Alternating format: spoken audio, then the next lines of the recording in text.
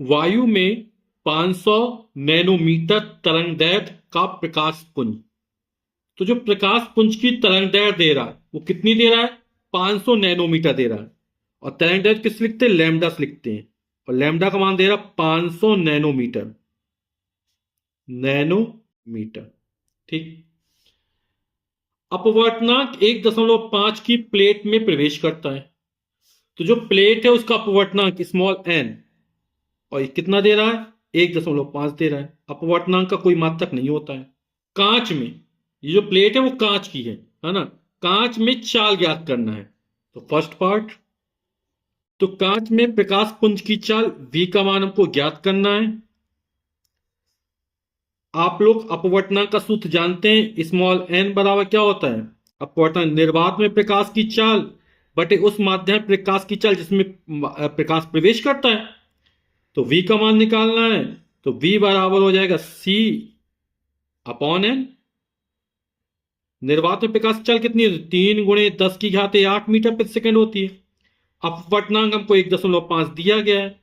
दशमलव उठाएं, जीरो बढ़ाएंगे तो 15, और ये होगा 30। 15 एकम 15, 15 दूनी 30, दो बढ़ जाएगा। 2 × 10⁸ और मात्रक है मीटर प्रति सेकंड। तो कांच में प्रकाश पुंज की चाल कितनी निकले? 2 × 10⁸ मीटर प्रति सेकंड। अब हमें आवृत्ति ज्ञात करना है। तो प्रकाश पुंज की आवृत्ति इस न्यू का मान हमको ज्ञात करना है। आप लोग जानते हैं कि जब प्रकाश एक माध्यम से दूसरे माध्यम में जाता है तो चाल बदल जाती है, तरंगदैर्घ्य बदल जाता है ना? लेकिन आवृत्ति नहीं बदलती। ठीक। तो आवृत्ति का मान हमको ज्ञात करना है। सी हो जाएगा प्रकाश की चाल, सी बराबर न्यू लैम्डा।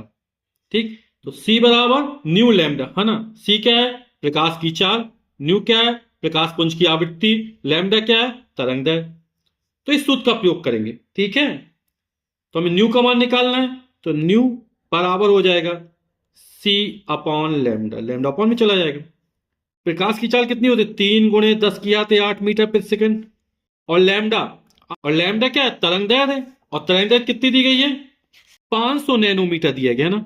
तो नैनोमीटर को मीटर में चेंज कर ले तो 500। आप लोग जानते हैं 1 नैनोमीटर बराबर होता है 10⁻⁻9 मीटर। दशमलव यहां स्थित माना, एक स्थान दो स्थान किसका आएंगे? तो इसमें दो और जोड़ देंगे घात में। तो 5.0 यानी 5, यानी 5 × -9 में जब दो जोड़ेंगे तो बचेगा -7 मीटर। तो लैम्डा का मान ये रख देंगे। तो लैम्डा का मान है 5 × 10⁻⁻7 मीटर। 3 में 5 का भाग करेंगे तो 3 छोटा है 5 बड़ा है।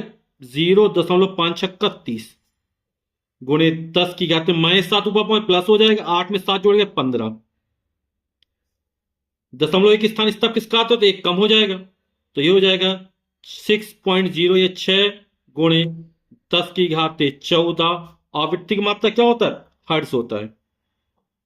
फिर थर्ड पर तरंगदैर्घ्य ज्ञात करना है ना? कांच में प्रकाश की तरंगदैर्घ्य ज्ञात करना हमको। आप लोगों ने भी चर्चा की थी कि जब प्रकाश एक माध्यम से दूसरे माध्यम में जाता है तो चाल बदल जाती है, तरंगदैर्घ्य बदल जाता है ना?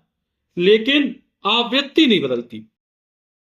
तो कांच में प्रकाश की तरंगदैर्घ्य कितनी होगी उसको मान ज्ञात कर लेते हैं। तो हम कांच में प्रकाश की तरंगदैर्घ्य लैम्डा डैश मान लेते हैं। ठीक। तो कांच में प्रकाश की तरंगदैर्घ्य लैम्डा डैश का मान हमको ज्ञात करना है। अभी सूत्र पता, सी बराबर न्यू लैम्डा है ना? तो अब यहां पे चाल कितनी है? v बराबर न्यू लैम्डा। लैम्डा डैश हो जाएगा।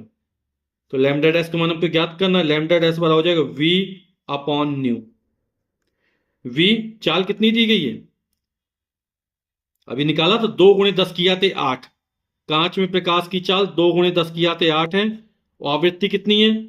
6 × 10⁻14। दो एकम दो, दो तिया 6, 1/3 × 10⁻14 पर माइनस हो जाएगा। 8 में 14 जाएगा तो 8 6 14, कितना बचेगा? -6 बचा रहेगा। 1/3 यानी 0.333 गुणे 10⁻⁻6।